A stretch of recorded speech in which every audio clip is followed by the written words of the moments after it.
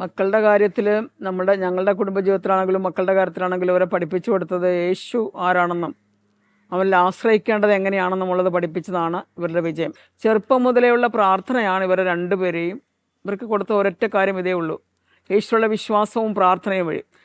ഞാൻ മറ്റൊരു മതത്തിൽ നിന്ന് വന്ന ആളായതുകൊണ്ട് എനിക്ക് പിന്നെ പിന്നെ ഫാദർ ജോസഫ് കിഴക്കടമച്ചൻ്റെ കരസ്മാറ്റിക് നവീകരണ ധ്യാനത്തിലൂടെയാണ് ഞാൻ ഇതിലേക്ക് കടന്നു വരുന്നത്. യേശു ആരാണെന്നും അവൻ എന്താണെന്നും. പക്ഷേ യേശു ആരാണെന്ന് അറിഞ്ഞപ്പോഴത്തേക്ക് നേരത്തെ ഉണ്ടായിരുന്ന ഒരുപാട് സ്വഭാവങ്ങളിൽ നിന്ന് മറ്റുള്ളവരുടെ വിദ്വേഷവും വെറുപ്പും അസ്വസ്ഥയൊക്കെ അതിൽ നിന്നെല്ലാം വ്യത്യസ്തമായി ശ്രമിക്കുന്ന സ്നേഹത്തെക്കുറിച്ചുള്ള യേശുവിനെയാണ് ഞാൻ പരിചയപ്പെട്ടത്. അതുകൊണ്ട് തന്നെ വളരെ ആത്മാർത്ഥമായിട്ട് പ്രാർത്ഥിക്കുവാൻ, യേശുവിനെ മാത്രം മുറുകെ പിടിച്ചുകൊണ്ട് ജീവിതം മുന്നോട്ട് കൊണ്ടുപോകാനായിട്ട് എല്ലാ പ്രതികൂല സാഹചര്യങ്ങളിലും അവൻ മാത്രമാണ് ഏകരക്ഷകൻ എന്നുള്ള വിശ്വാസവും ബോധ്യവും ഈ കുഞ്ഞുങ്ങൾക്ക് കൊടുത്തത് കൊണ്ടും ഇവർക്ക് വേണ്ടി ധാരാളം പ്രാർത്ഥിച്ചിട്ടുണ്ട്. ഇപ്പോഴും പ്രാർത്ഥിച്ചുകൊണ്ടിരിക്കുകയാണ്. എല്ലാ ദിവസവും വിളിച്ച് ഈ മോനെ അവൻ രാത്രി അവൻ തന്നെ വിളിക്കും. അപ്പോൾ എല്ലാ ദിവസവും പ്രാർത്ഥിച്ചിട്ടാണ് ഇവനെ കിടത്തി ഉറക്കുന്നത്. മോൾ മെഡിക്കൽ കോളേജിരുന്നപ്പോഴും അങ്ങനെ തന്നെ.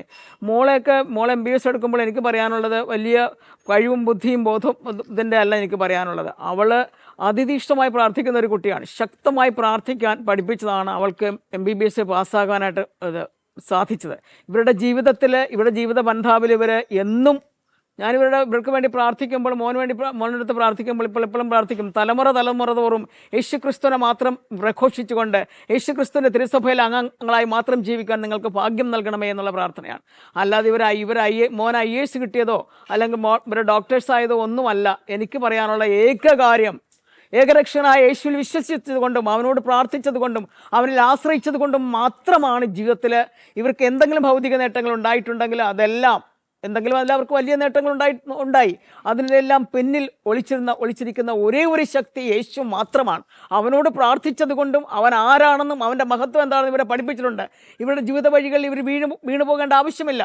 ഇവർ വീണു പോയാൽ മുറുകെ പിടിക്കാൻ ഒരാളുണ്ട്. മോൻ തന്നെ പലപ്പോഴും പറഞ്ഞിട്ടുണ്ട്, അമ്മയും പപ്പായും ഒക്കെ ഒരുപാട് വിഷമിച്ച് ജീവിച്ച സാഹചര്യങ്ങൾ, അപ്പോൾ നിങ്ങൾ എങ്ങനെയാണ് യേശുവിനെ ആശ്രയിച്ചെന്നുള്ള വലിയ ബോധ്യമുണ്ടെന്ന്. ഇവിടെ വന്നിരിക്കുന്ന ഏത് കുട്ടികൾക്കാണ് നമ്മുടെ മക്കൾക്ക് കൊടുത്തിരിക്കുന്ന ഒരൊറ്റ കാര്യം ഇത് മാത്രമേ ഉള്ളൂ, നിങ്ങൾ പ്രാർത്ഥിക്കണം, നിങ്ങൾ യേശു. അതുകൊണ്ട് നിങ്ങൾ മറ്റുള്ളവരോട് നന്മ ചെയ്യുവാൻ നിങ്ങൾ പഠിച്ചിരിക്കണം. ഈവൻ IAS എക്സാം എഴുതാൻ പോയതിന് മുമ്പ് ഞാൻ പറഞ്ഞത്, മോനെ ബൈബിളെല്ലാം പുതിയ നിയമവും പഴയ നിയമവും ഒന്ന് വായിച്ചു തീർത്തിട്ടേ മോൻ കയറാവുള്ളൂ.